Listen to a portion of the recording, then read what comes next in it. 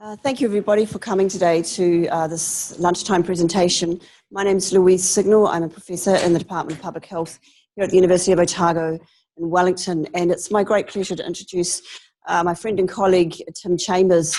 I've had the great pleasure of working with him over the last 3.5 years. Tim and Moira Smith and I have been working together with a number of our colleagues, James Stanley and others, to work on our project on KidsCam. And Tim is going to talk to you today about his work in that project on alcohol marketing to children. And I'd just like to say that Tim defended his PhD successfully this week and has already done his revisions. So why don't we give him a round of applause. So I'd just like to hand over to Tim now. He's been very prolific in his work with us. He's authored 3 first author papers from his thesis and done lots of other work with us as part of the KidsCam team. So it's been such a wonderful and productive time. And Tim, as you might know, also spent a year at Harvard on a Fulbright scholarship while he was with us. And we were very lucky that he was brilliantly hosted by our colleague and friend Ichiro Kawachi over there at Harvard. So it's been a very interesting and productive time. So it'd be great to hear from you today, Tim. Thanks very much.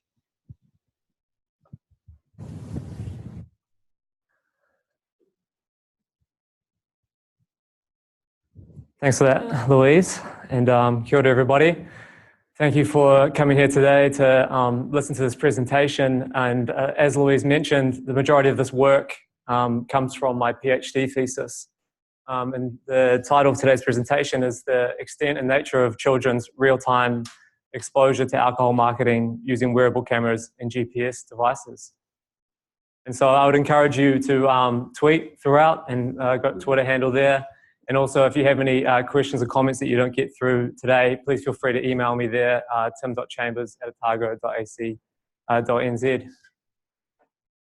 And so the outline for today's presentation will include a brief overview of the KidsCam methods that we used, wearable cameras and GPS devices to look at the world in which children live.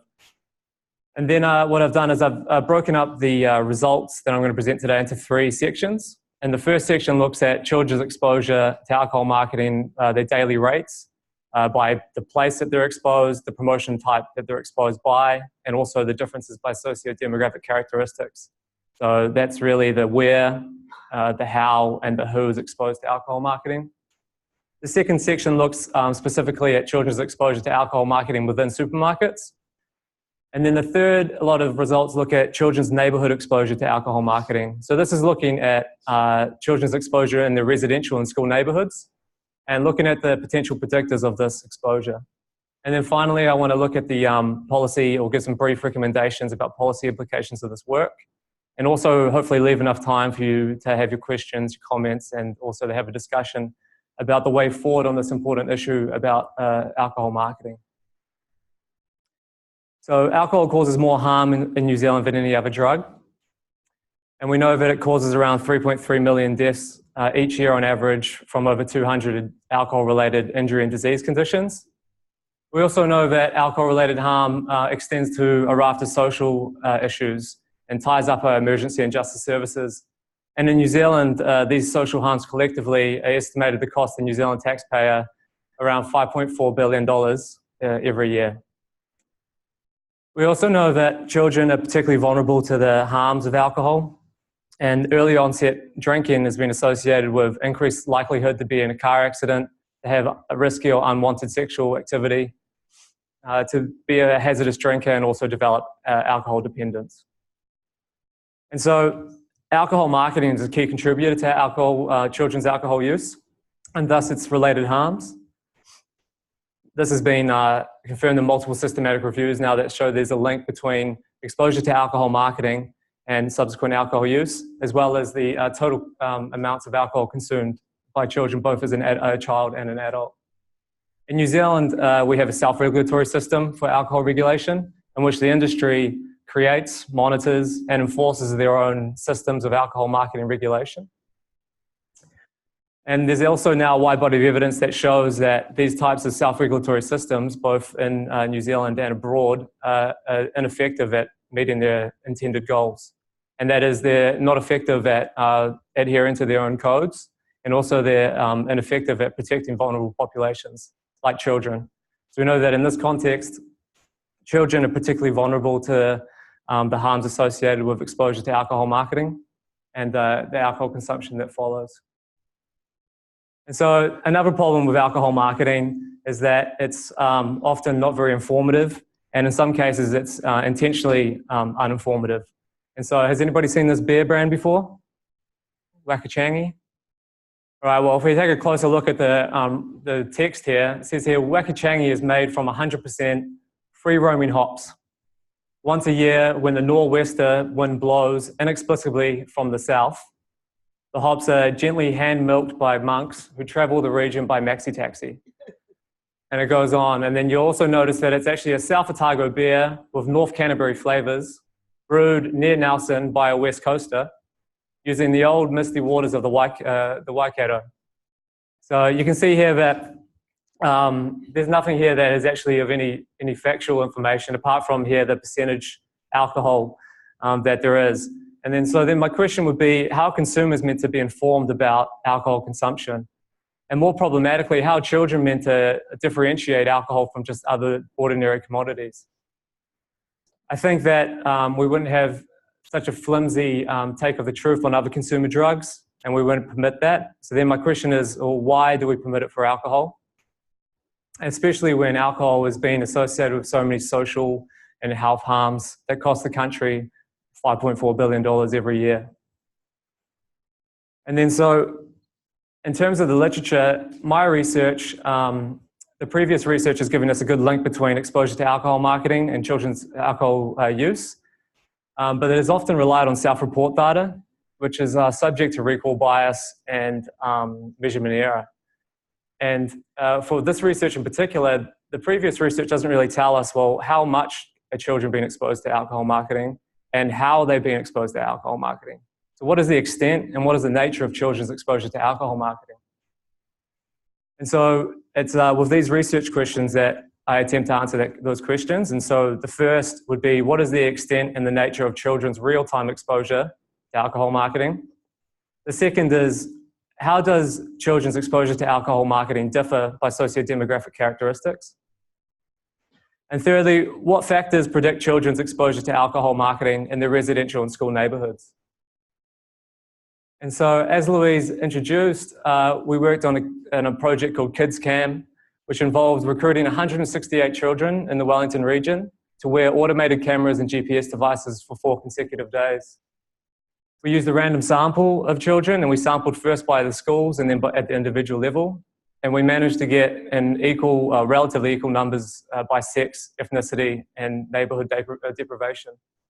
And we were able to get relatively equal numbers by ethnicity for New Zealand, European, Māori, and Pacific children. So here is an example of the devices that the kids used. And so this top device up here is the wearable camera, the photographer, which would take photos every 7 seconds of the scene in front of the child. The bottom device here is the GPS unit, which would capture the latitude and longitude coordinates every 5 seconds, and so the spatial location of the child throughout the study period. And so you might ask, well, what does the data set look like for a method like this? And so what it looks like is 1.4 million images and 2.9 million GPS points. And here are some examples of the types of images that we were able to get. And so here's a child just outside a convenience store of his mates. And then here's an example at a sports venue, so at Westpac Stadium. And here's an example of a child riding their bike around their neighbourhood. And this method has been published in the American Journal of Preventive Medicine. And I've got it down here available, actually, if you'd like to take one away. So for KidsCam alcohol, I used a subset of those images. So I still manually coded 700,000 images using a custom-built software application developed by Dublin City University, our colleagues. And what the software allowed us to do was to code each image with a tag using a 3-tiered framework. So you can see here the first tier in the blue here is related to the place that the child is exposed. So in this case, we're at home. The orange here relates to the promotion type that was used to market the product. And in this case, it's a piece of merchandise that's on the wall. And then the third tier is related to the exposure variable that I wanted to note. So this is just saying that there's one exposure and that the child was supervised during their exposure. So that takes me to the first section of the results, and these are the marketing exposures. So all instances of children's exposure to alcohol marketing, except those that occurred within supermarkets. So luckily last week this was finally published, these main results, and so you're more than welcome to publicize them. And last week it was actually in the news, and we got a pretty good hearing in the media, which shows that this is actually an issue that is of public interest. And one that I think we can get really good traction on if we continue to work towards it. But what we found was that children were exposed to alcohol marketing 12.5 times per day on average. And these happened in a range of settings, but you can see here that the home was almost had about 2/3 of the exposure was in the home. And then there was sort of modest but substantial exposure at unlicensed outlets, outside liquor stores, and at sports venues. And here are some of the examples of these types of exposures, or the places that children have been exposed. Here is in the home, in a child's living room, the TUI brand flag. Here's an example of a licensed shop front or a liquor store with the Woodstock branding and the liquor centre branding. Here's an example of a sports venue with the DB Draft branding on the pads that protect the players from the posts at a rugby ground.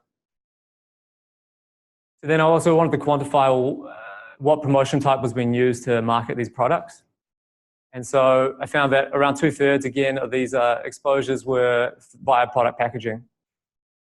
And there was around 1.5 exposures per day via sports sponsorship, shopfront signage, and merchandise, respectively.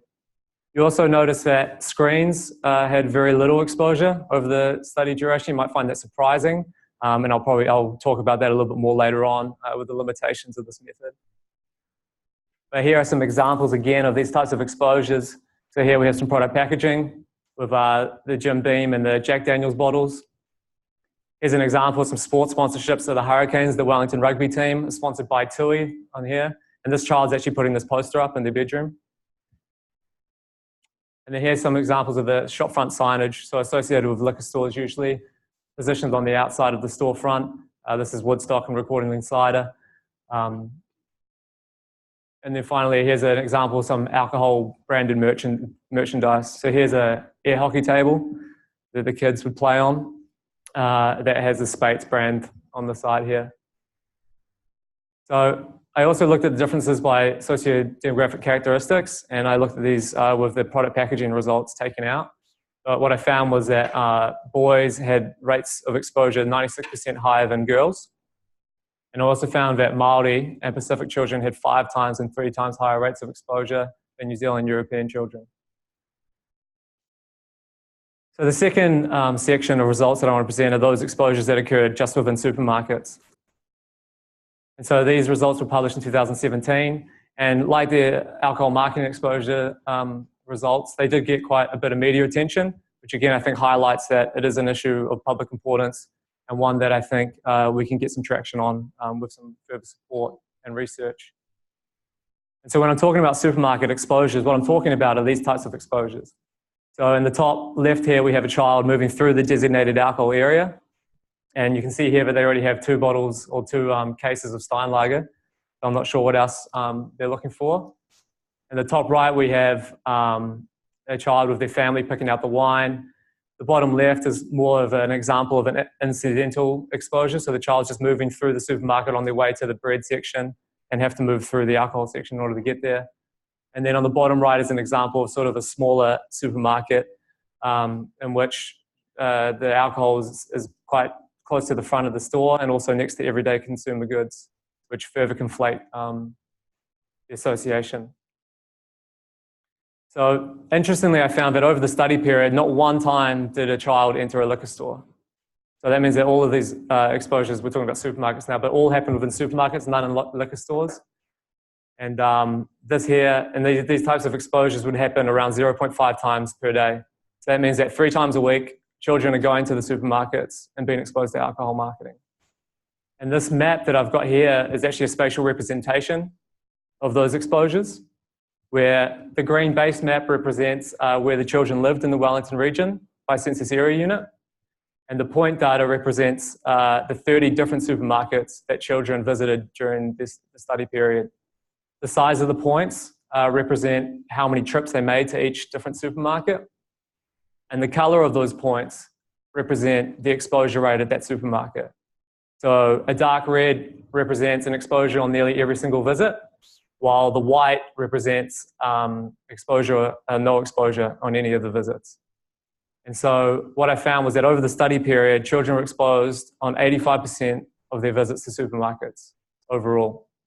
So pretty much every time a child that went to a supermarket, they were being exposed to alcohol marketing.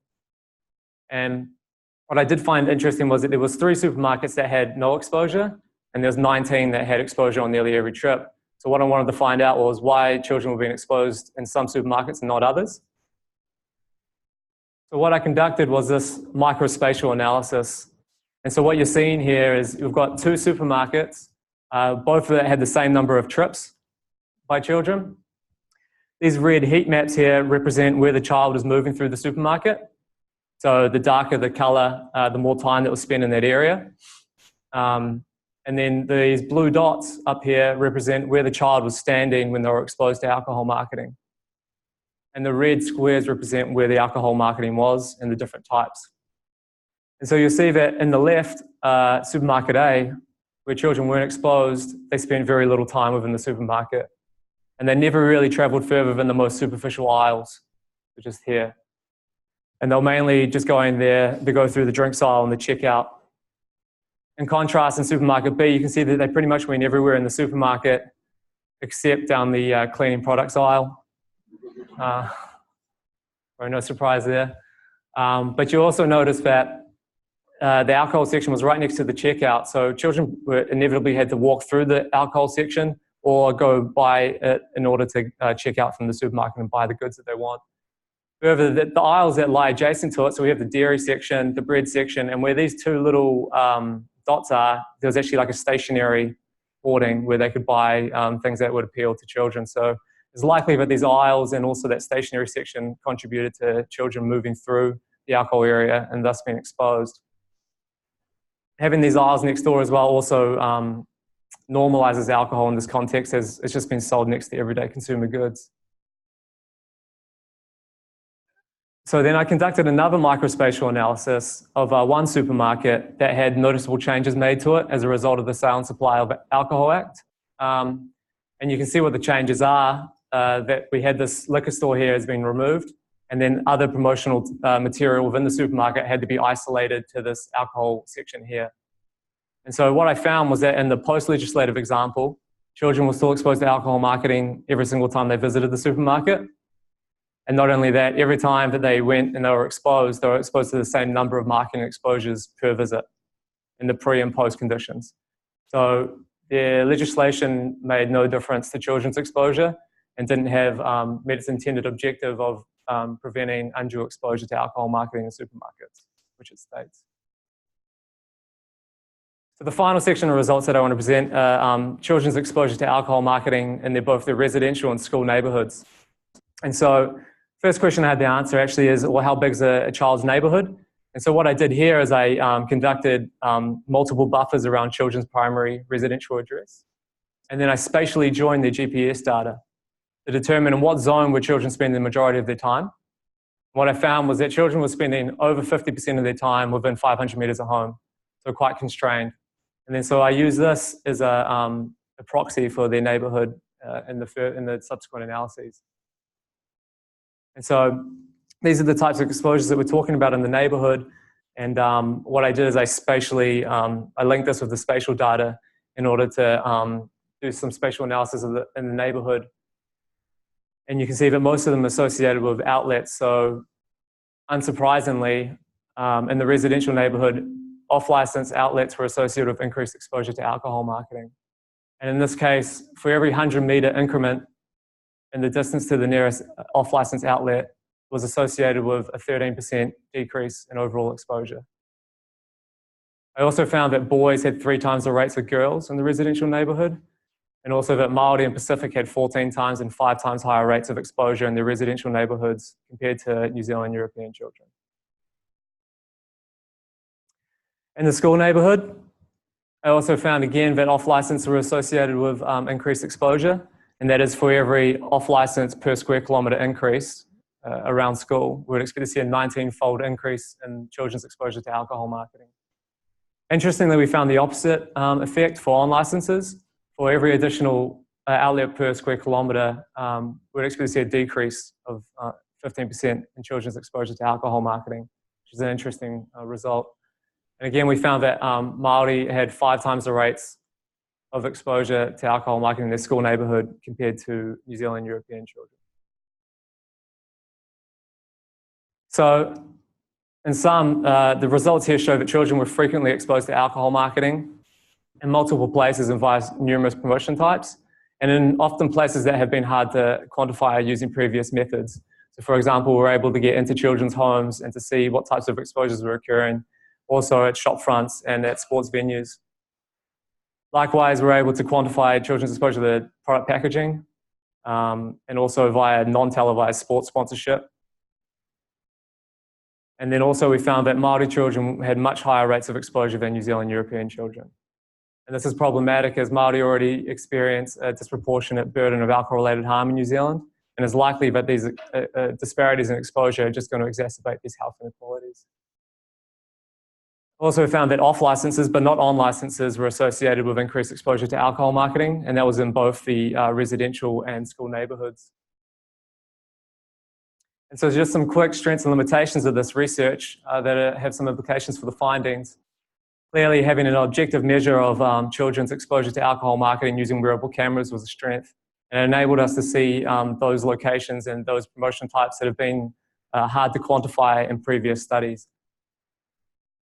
Further, the tandem use of spatial data and image data allowed us to see the spatial dynamics of children's exposure to alcohol marketing.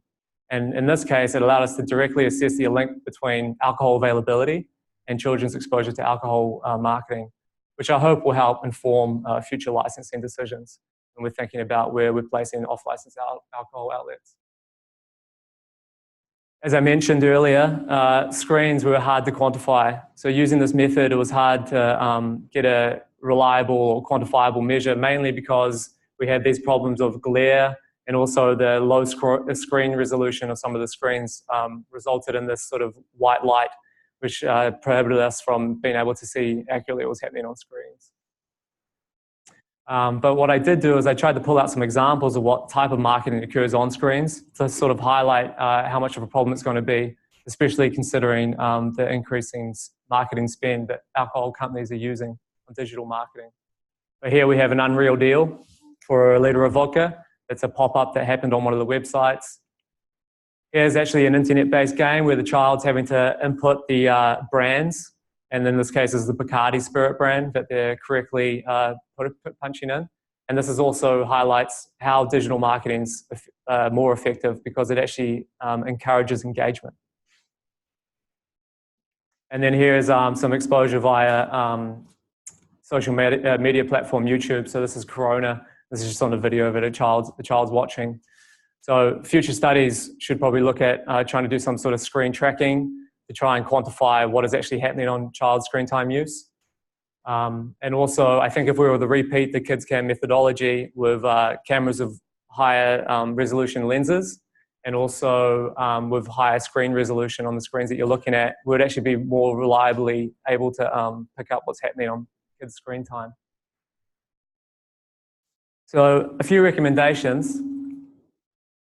We need to stop industry self-regulation of alcohol marketing in New Zealand. So that would mean taking away the responsibility for creating, monitoring and enforcing alcohol marketing away from the ASA or Advertising Standards Authority and giving it to the Broadcasting Standards Authority, the government organisation that already regulates other media content and also regulated marketing, alcohol marketing before 1980.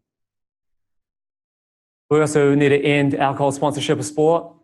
It could be done so at very little cost to both sports and to the government if we did need to have replacement. But what we're seeing actually is that alcohol companies are being outbid by other health neutral, health promoting companies, and also that alcohol companies really contribute very little to sport in New Zealand. The latest estimates are around $23 million per year, 13 of which is cash and the rest is in kind.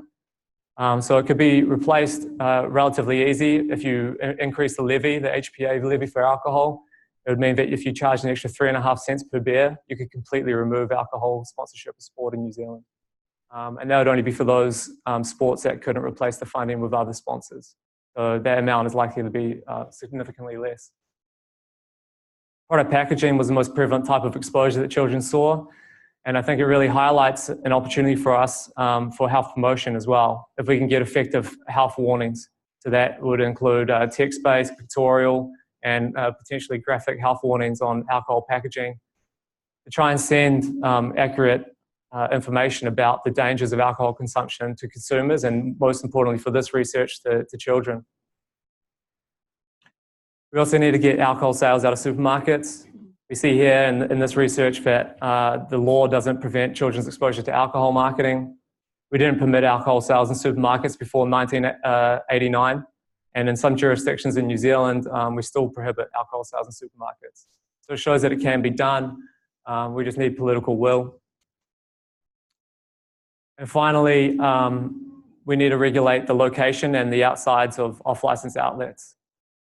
So we saw that off-license outlets were a key contributor to children's overall exposure, and also their exposures in their school and residential neighbourhoods.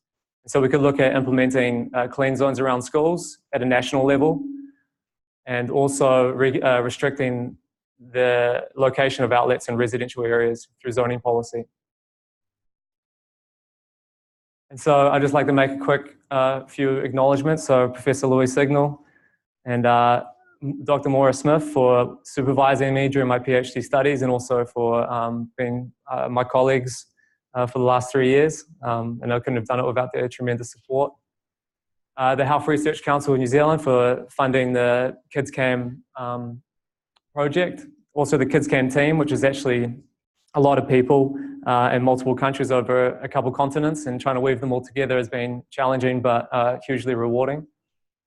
And also the Fulbright New Zealand for funding my time in the States for 1 year of my PhD. And that was through Assistant Professor Amber Pearson at Michigan State University, and also Professor Ochiro Kawachi at Harvard University.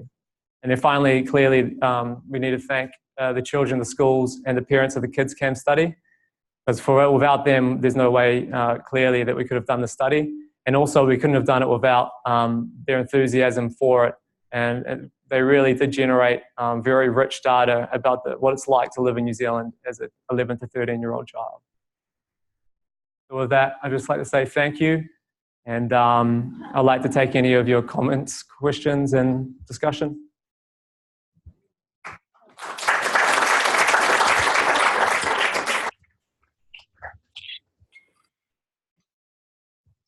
I think,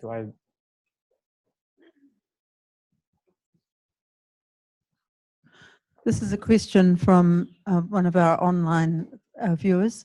In the high rates of exposure of Pacific and Māori in supermarkets is it associated to a higher frequency of children accompanying their parents or carers during shopping activities to supermarkets, more so than Pākehā? Can you provide some explanation on those differences? Yeah, sure. I did test those differences, but there was no significant differences between by ethnicity about who was actually being accompanied on those trips. And so, but that could also because we didn't have enough visits to show those differences. So I can't say for sure if that was driving it or if it was just chance.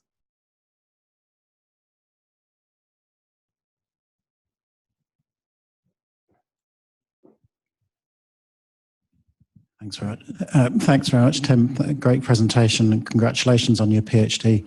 Very well deserved.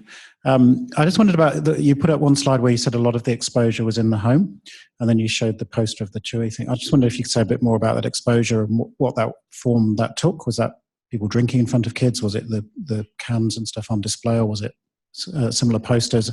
And what can we do about that? You know, what in terms of the recommendations, how could you reduce that exposure? Right, yeah, thank you. Yeah, well, I think the promotion type really points us in that direction. So I think a lot of it was product packaging. But I mean, if we could implement proper health warnings and potentially get plain packaging, that would reduce the exposure and send health promotion messages in the home. And then a lot of it actually was sports sponsorship. So we saw the child with their poster up on the wall. That was common.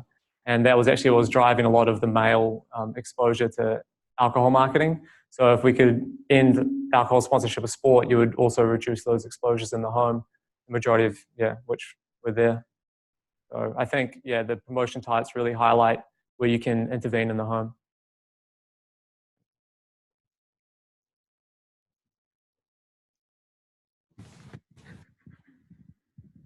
Thanks, Tim. It's an awesome piece of work.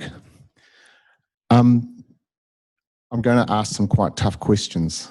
Imagine I might be working in the New Zealand initiative. Imagine I might even be somebody like Eric Crampton, somebody like that.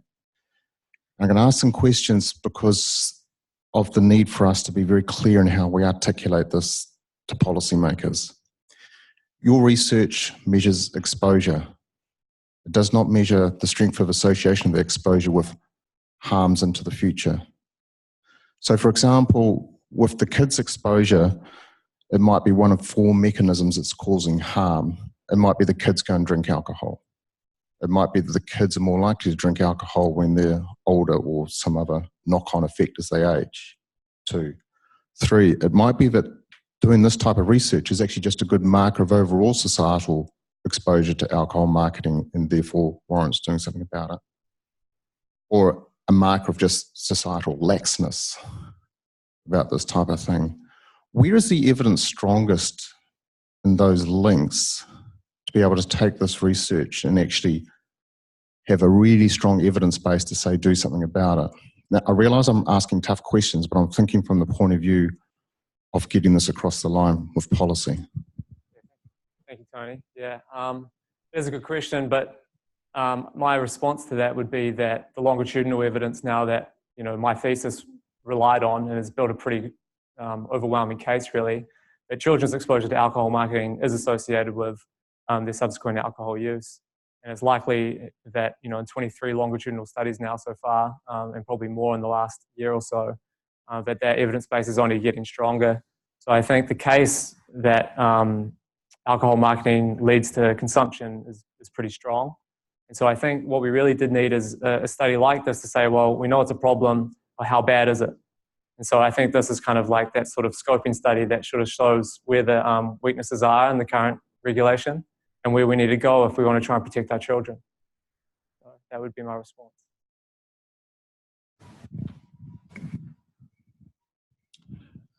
Thank you very much. Now I know what you've been doing in the last 3 years.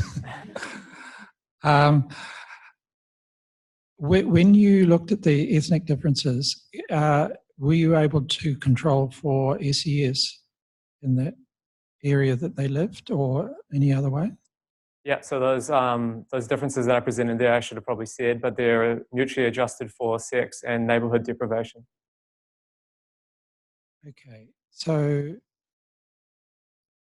can you explore the huge ethnic differences, the reasons for the... Yeah, I did, and in my thesis, and a lot of that I think is that Māori and Pacific children actually have more independent mobility than New Zealand European children, so they're actually out and about in their neighbourhoods, and if they're doing that, then they're more likely to be exposed to neighbourhood features. And if you're more likely to have alcohol outlets in your neighbourhood, you're more likely to be more independent, you're more likely to be exposed to alcohol marketing, which provides more evidence for why we really need to regulate the location of alcohol outlets and also its associated marketing. Okay. I mean, that leads us to all sorts of other things which I had never thought of, that there would be differences in mobility, which might presumably have all sorts of other implications across other policy areas. So have other people commented on that different mobility? Some, and that's what I used in my arguments in my discussion. Right. But there's not a whole lot, that shows, and it's all, most of it, if it is there, it is based on self-report data. I did try and look to see if there's any differences in children's neighbourhoods by ethnicity. There's no difference in the time that was spent in those buffers that I presented earlier by ethnicity in this case. But again, that could be because I didn't have the numbers to show differences rather than there was no actual difference. Thank you. Yeah.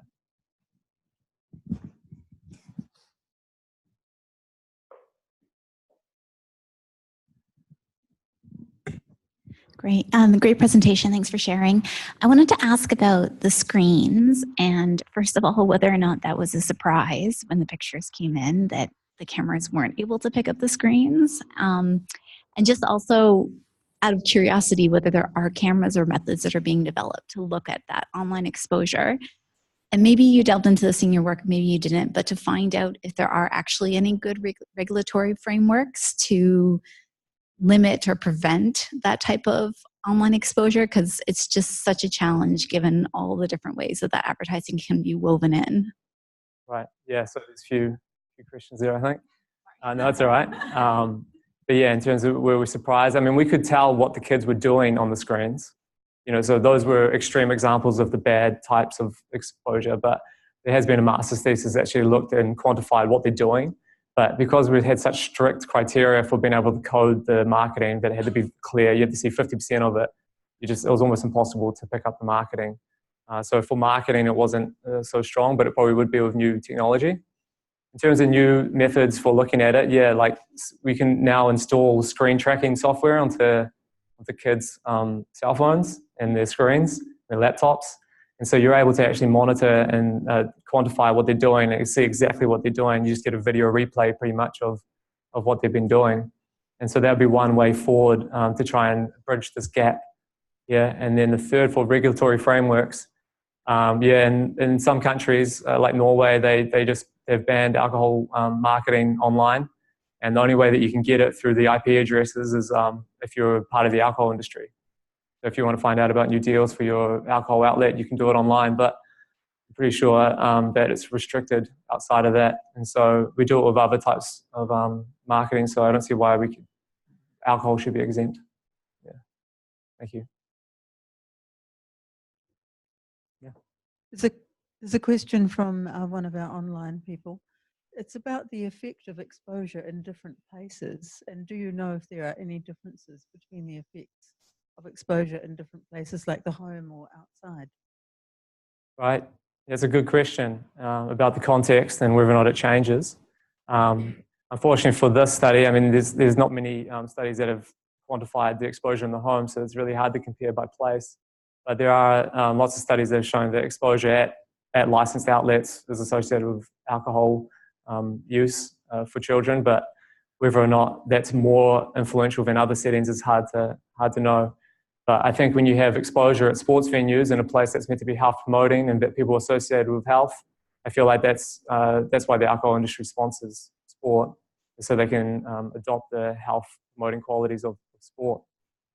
So I think, yeah, there definitely is some differences by setting, but I can't quantify them. My hunch. Thank you.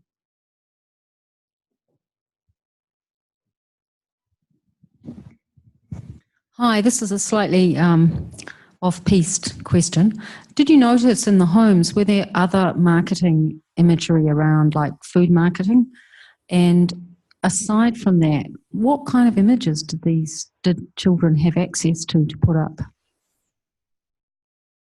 You may not have noticed this. Right, yeah, so in terms of the other marketing, I think from the food study, it was about 9, was it, Louise? 9 per day in the home. So a lot of food marketing that's occurring in the home. And I've also done the analysis for gambling. So the children see a lot of gambling marketing through Lotto or through the online wheels, scratch and wins, or whatever they are, the pokie machine wheels. So they do happen. They are exposed to a lot of marketing for different types of products.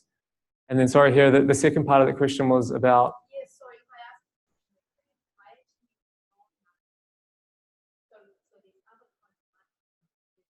Oh, yeah, sorry. Yeah. what are the posters like? Yeah.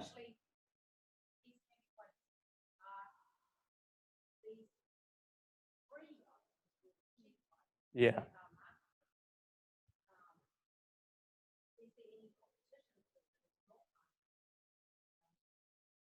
Yeah, yeah, a lot of those things are free, so that's why they're putting them up on their walls.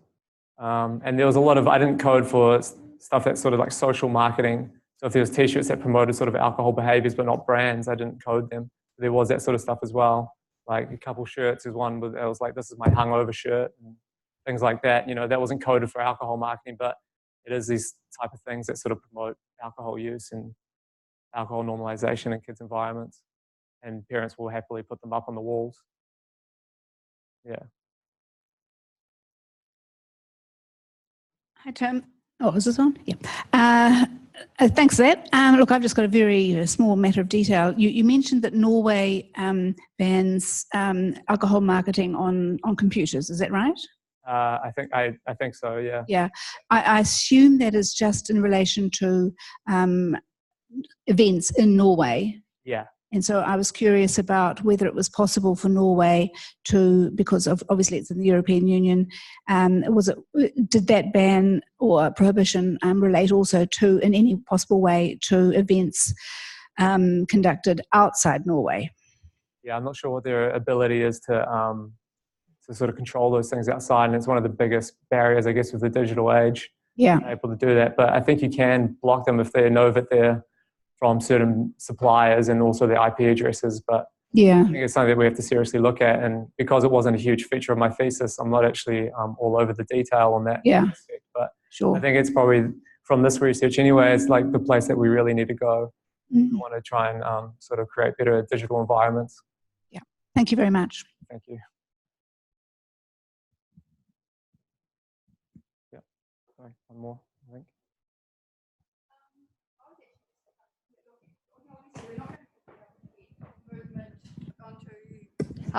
The policy changes that we want straight away. So I'm trying to look at, are there any short-term things we can do in the process to try and create some levers to look in that direction? One of the things I was looking at is actually obviously the Sale and Supply of Alcohol Act as it stands at the moment. And obviously within supermarkets we actually have this legislation that talks about reducing exposure, not necessarily to children, but to those that may have alcohol-related problems. So I'm asking, in terms of your research, how similar do you think the children's exposure is to those who may have alcohol-related problems? And is there possibly a way that you could actually look at the data from either those that are viewing the promotion from a distance as opposed to actually walking through the section? And then whether or not you could actually potentially look at working with public health units and their regulatory staff and that type of thing to be able to present these layouts, etc., during hearings and that sort of thing, to try and get movement to actually really demonstrate what's actually happening with exposure. Yeah. And that's a really good question. And I think the experiences would be the same, if not worse, I would imagine, for adults, because they're actually meant to be in those sections and they're allowed to. And so I imagine even if you're trying to avoid it, what we showed in this research is that you can't really. So at some point, they're probably going to have to walk past the aisle if you do have, if we're talking about alcohol addiction. Those people are still going to have to walk past it. And in terms of working with public health units, it's kind of what I wanted the research to do, to help inform the way that the policy has been made. Also about these licensing decisions about where they're putting the alcohol areas and trying to provide further evidence that we can try and restrict or have the law work more effectively or revoke it. Cool. Thanks. Looking forward to working with you then.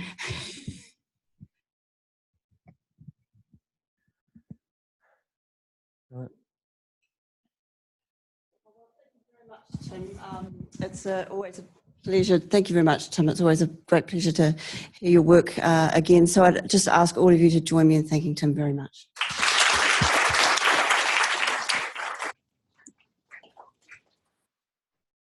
Thank you. And I'm free as well if you want to talk further. I'll be around. So all the best.